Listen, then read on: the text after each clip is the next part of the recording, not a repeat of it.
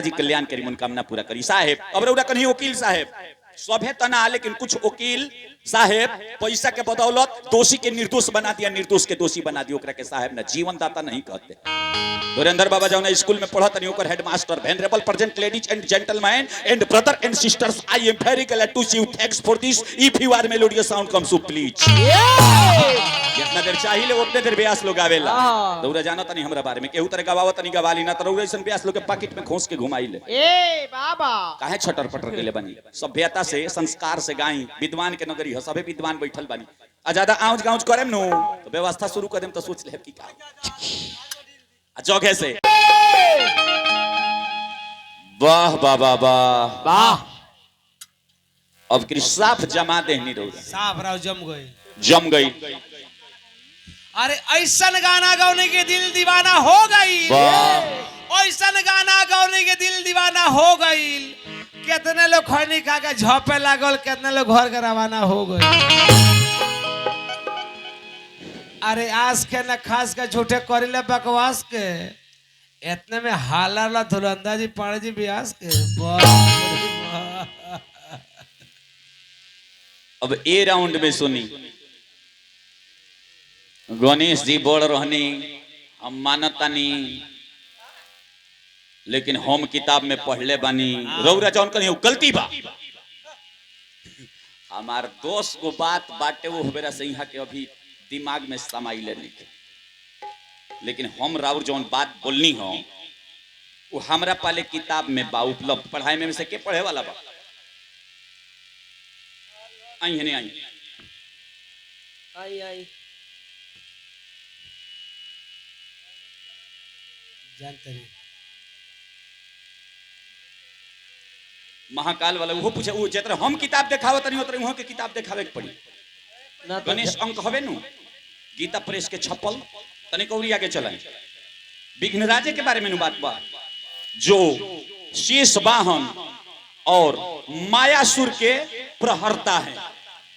प्रहर्ता माने मारने वाले, उसे क्या कहते हैं? विघ्नराज। गणेश जी को अवतार के बारे में किन नाम से क्या किया गया उसे प्रमाणित किया जाता है। आठू सब चीज बाटे। एकरा बाद एगो हम 12 गो जौन बोलर नहीं है, 150 जौन बोलर नहीं है गणेश जी के बारे नाम सुमुख, एकदंत, कपिल, गजकर्ण, लंबोदर, विकट, विघ्ननाशक, विनायक, धूम्रकेतु, गणाध्यक्ष, भालचंद्र, गजानन लिखल बा में। औरी रउरा का देखे के बा जौन हम बोलले बानी तो ओने में देख। वाह वाह, पहले प्रतिष्ठा से अगर रउरा में ब्यास के एको पैसा लक्षण होई तो रउरा पहले ही देखाएं कि गणेश जी के, गजानन के दांत रावण उखड़ले रहले। महाकाल माने हम देखावतानी कि महाकाल शिव जी के सामने लागल बा। 100 माने 100 जगह लिखल बा। कार्तिक जी बड़ आ गणेश जी छोट, हमरा लगे 100 गो प्रमाण बा। गणेश जी कहां बड़ उहो हम बताऊनी, उहो गणेश अंक में लिखल बा, ओकरो के पढ़ा देता है। लेकिन महाकाल कहां लिखल बा? रोवा कहीं कि बा प्रमाण बा प्रतिष्ठित खनी। इतना विद्वत समाज बैठल बनी, अपने समझ से भी आग्रह बा कि महाकाल यहाँ के पढ़ले बानी। हम तो इना कहीं कि नहीं पढ़ले, हम कहनी हां कि हम देखे के चाहतनी कि कहां तरौरा प्रतिष्ठा से दिखा दी कि कहां महाकाल। हनुमान जी के आगे महाकाल लिखा बस। राउंड माने रौरे जौन बोलले बानी तो हम जौन बोलले बानी तो 1 साल में बाबा रौरा से ना पूछा, 1 साल के समय देता नहीं। और रउरा जवन देखे के होके, चाहे शंकर जी के मुख से गणेश जी जन्म ले ले बानी ओकर नाम पढ़ावे के होके, चाहे अंजना माई वाला, आ चाहे हेरंब नामक गणेश जी के करबद्ध कईनी, आ चाहे बासुकी नाग के बेटी, एमे से रउरा जवन देखे के होके तो हमरा से कहीं किताब में अगर ना देखौनी, इतना लोग के सामने कहत नहीं कि और गोल्ला के सारा साटे के ध्यान दी बाबा। लेकिन प्रसंग में आवत नहीं तो प्रसंग खानी रही। हम बोलले रही एगो गीत हमार लिखल कि जहिया पिया बा बोलाई, जहिया बोलाई बोलाई चल जाइबा तब ना, जहिया पियावा बोलाई वो दिन चिलैबू माई माई। तारा के जे बुलावे आई न तो ये चिल्लाए लागे सुई पर सुई घोपाए नु पापा माई चिलैला से लोग के सांस ना रहला तो ओकर लोग कहत नहीं कि लोग चिलैबे ना करला, जाए पागो। तोहरा ऐसन ब्यास से 2 गोला गावला पंजाब से पैदल पाला हाथ के ले दोनों बात का कहीं रउरा से हम का बतियाई। पहिला क्लास के सामने लइकन के सामने मैट्रिक के किताब भेज जाओ तो ओकरा बुझाई कि सब चीज हिरिए खा चल, उहे हाल बराबू। आज ये सरपंच हम ब्राह्मण है, मेरे पास संस्कार है। जातिवाद ना, सबसे पहले ज्ञान मंच। केवल ब्राह्मण के पास ही संस्कार है ना, सर्व जात में, सब जात में संस्कार है। ब्राह्मण में भी बहुत लोग के पास संस्कार नहीं है। इस समय काटता हूं, लिखल बा कि रहल रविदास जे कर, अरे मन रहे चंगा, प्रेम में से पाई गईल कठौती में गंगा। जाति के चमार रहले बन गईल धर्मात्मा, विचार करी केहू कहले बा महात्मा, विचार करी। केवल ब्राह्मण के पास संस्कार नहीं, संस्कार सब लोग में बा। ब्राह्मण के पास भी नहीं है और लोगों में। भगवान के नहीं है कौन ब्राह्मणे रहनी ना, पूरा दुनिया पूजल। जदुवंशी रघु आ जदु दू भाई, जदु से ए कृष्ण के वंशज के उत्पत्ति भई। भगवान कन्हैया ना, केवल ब्राह्मण के पास ई सब बात देखी, जातिवाद वाला बात है ना। एज ए सरपंच रउरा कहतन कि हम सरपंच हई, रउरा सरपंच हई, हम सरपंच संघ के प्रदेश के उपाध्यक्ष हई। रउरा से कई पीढ़ी ऊपर बानी, ध्यान दी। एकरा पहले पश्चिम चंपारण जिला के सरपंच संघ के जिला अध्यक्ष रहली, अभी प्रमोशन क के सरपंच संघ के प्रदेश उपाध्यक्ष बानी। ई सब का कहला में बा। एजा सरपंच रउरा बन के आइल बानी कि एगो गायक बन के आइल बानी? मने रउरा के लोग सरपंची करावे खातिर बोलावले बा कि गायकी सुने खातिर बोलावले? अरे सब पगला जमावतन जो हम सरपंच हई, पागल कहीं का। वोट के पट बोलल पगलाए के लक्षण हो। आमद से बेसी खर्चा कइल बिलाए के लक्षण हो। ज्यादा नाशा के सेवन कइल ऊपर जाए के लक्षण हो। परियार से झुराइल पिटाए के लक्षण। सब का कइले बानी ई सब ना।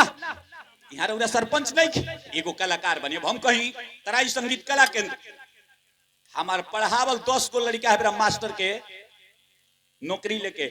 तराई संगीत कला के प्रोडक्ट हमार मित्र जयप्रकाश सागर साठी राय बरवा आज रेलवे हाई स्कूल में टीचर बड़े। ई मंच पर ई कहे आइल बनी कि गावे बजावे आइल बनी, बताई रो का हम कही रउरा। अब कथा प्रसंग उ सब भुला गई। अब देखी, अब आईनी एक लाइन में पुतना के लगे चल गई। वाह, बढ़िया बढ़िया बात बोलनी, बढ़िया बढ़िया बात बोलनी। मियाज सुन के गदगद भइल। एगो बोलनी है कि ना बेटा ना बेटी, हमार गीत, हमार लिखल गीत। यूट्यूब पर सर्च मारी, अभी ओकरा के तनिए के रउरा 2 लाइन लगे हटौले बनी। बड़ी पहले कहले रहनी कि ना बेटा ना बेटी, ना कहना रुपया बेटी, ना बेटा ना बेटी, ना कहना रुपया बेटी, केहू का में ना आई जब कलवा धरी घेटी, जिंदगी में। राउर तो कलाकारी के लिस्ट में अभी नामे नहीं। ए बाबा रउरा छपरा सिवान गोपालगंज में जब चुन्नू मिसिर जाले नु, यूट्यूब पर सर्च मारी, कबो अरविंद सिंह अभियंता, कबो दिलीप गिरी, कबो विजेंद्र गिरी, कपेश्वर चौहान, एहबरा के स्टार खेसारी के लेखक अजीत हलचल, अभिषेक तिवारी, ये सब ब्रांड शुद्ध घी के संगे गाइले। यूट्यूब पर सर्च करी, हम लेवल ठोक दी नु, ए बाबा उ लोग हमरा से ब्यास हो जाला। ध्यान दी ऐसे। लेकिन ये सब बात कहे वाला थोड़े हो। हम एक बातें करी कि लोग चीन ली, चीने वाला चीन ली। तो जिंदगी में अचके से अनहार होई हो, यहाँ के बुलावे कर हमरा के काहे के बोलो नहीं।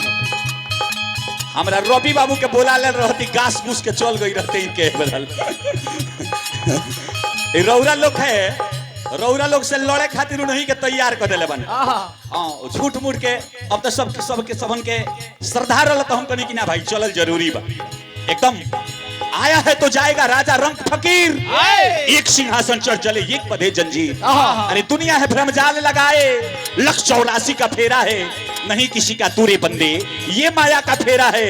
रात बिता कर दिन होता, फिर सुबह शाम सवेरा है, नहीं ठिकाना इस जीवन के चिड़िया रैन बसेरा। काहे की जिंदगी में अचके से अनहार होई हो, कल भजन बेरा पार होई हो, हो कल भजन बे ओकरो के पूरा ना कहीं नियंत्रण दल रन चलतिया गाड़ी एक दिन अचके में भकठी, आ समय होई बाउर पानी मुहवा में अटकी। जया बुढ़ारी आ जल जाई कहल जाई कि राम राम भोजो, कहब धुरंधर बाबा होले लामो लामो होले होले हले कतना हले कतना कतना कतना हले हले ला। चली रहे। अब आई यहाँ के कन्हैया जी के बारे में बोले। कन्हैया जी के जन्म हो गई, अब छठियार मने लागे। पुतना के बाद में छठियार मनता है। हाँ, चुपचाप हो जाए। बाबा अरे देख, जन्म जन्म से बस एक गो गीत में 2 मिनट में कम से कम कहानियां कह के वहां ले लेके चल रहे हाँ कलाकारी ओकरा के कहल स्कॉर्पियो में धक्का हो जा रहा पूछनी हाँ कि ये थी पुतना पूर्व जन्म में के रहली पुतना पूर्व जन्म में के रहली काहे यहाँ अली राजा बलि के बेटी रहली जेकर नाम रत्नमाला रहे जौन बेरा भगवान पामन रूप धई के गई रहनी नु तो पामन रूप धई के जब गई रहनी आ बलि से एक पग में पाताल एक पद में आकाश अब कहनी कि तीसर का पैर कहाँ रखी वही बेरा वो मोहित हो गई रही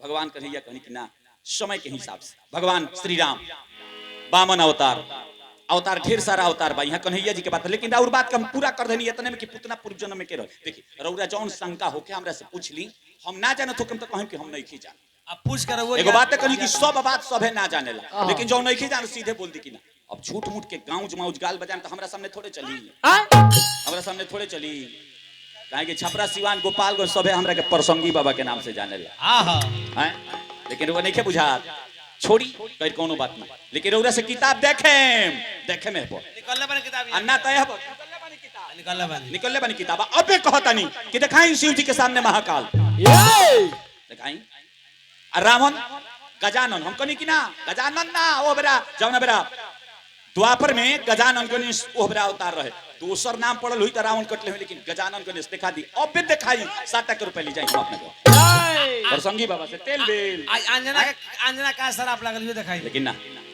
चली यहाँ के मान के नहीं कौन सो अत्याचारी काहे भइले देखी अभी रौरा मान के बा कथा प्रसंग ना देखी कहां से कथा होला अंधक के 4 पुत्र कुकुर भाजमान सूची कंबल पर ही कथा के तरह बोलल जाला जौना से कुकुर से धृत से अनुकुंभी अभिजीत पुनर्वस आहु अनुकुंभी से यहाँ आग भइले आहुक से देवक आ उग्रसेन 2 देवक के 4 पुत्र देवयान उपदेव सहदेव आ देवरक्षिता आ बहिन भइलो प्रिक देवा उपदेवा देवरक्षिता श्री देवा सहदेवा आ देवकी ई 7 जनी अब चली उग्रसेन के कंस नेउग्रह सुनाम अहकाश शंकु सुमुभि ये इतना भाई भइलो आ बहिन कंस के रहे तो कंसा कंसावती सतनु राष्ट्रपालिका आ कन्या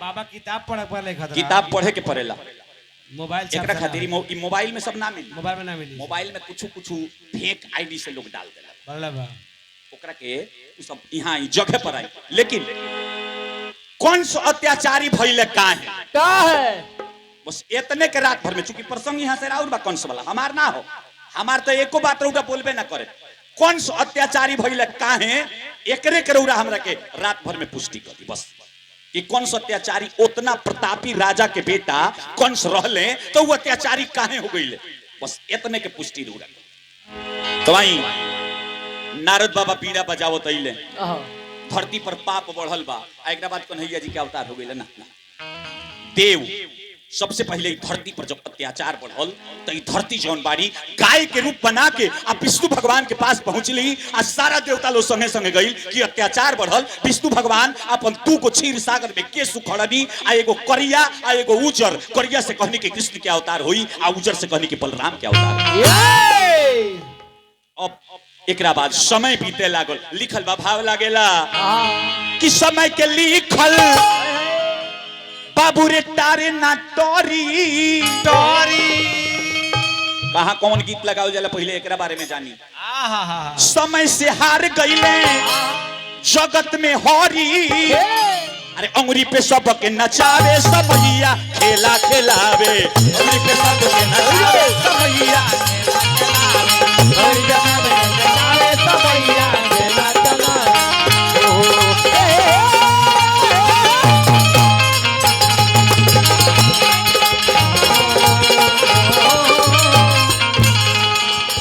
ए बाबा समय कम बा ढेर बात बोले के खिसियत नहीं कि कमे बजाई ऐसे कम बजावत रहे समय का भइल राजा देखी बिका गईले जग में नाम कमा गईले अरे नौकरी कईले तुम के घर देवता फूल बरसा गईले समय हरिश्चंद्र पर भी पड़ रहे तो आइल समैया भारी हरिचंद्र के रहले, हरिचंद्र विष्णु भगवान के पहले यानी राम जी के पहले हरिचंद्र भाई रहले वही कुल में।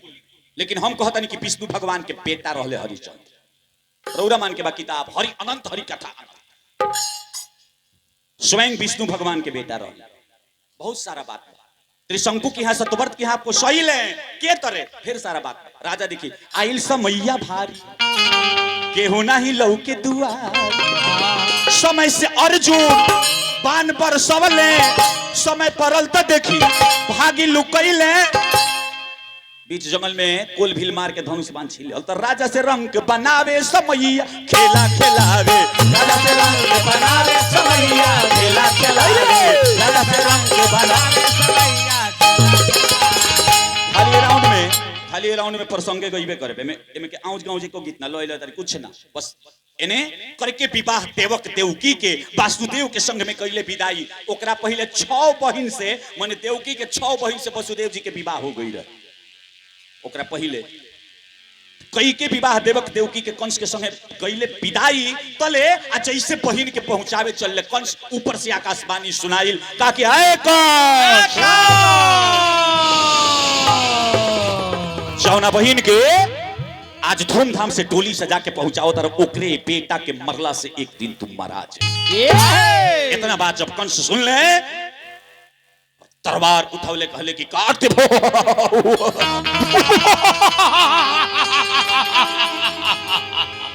जी तो करता है भाई के दो टुकड़ा काहे करबो।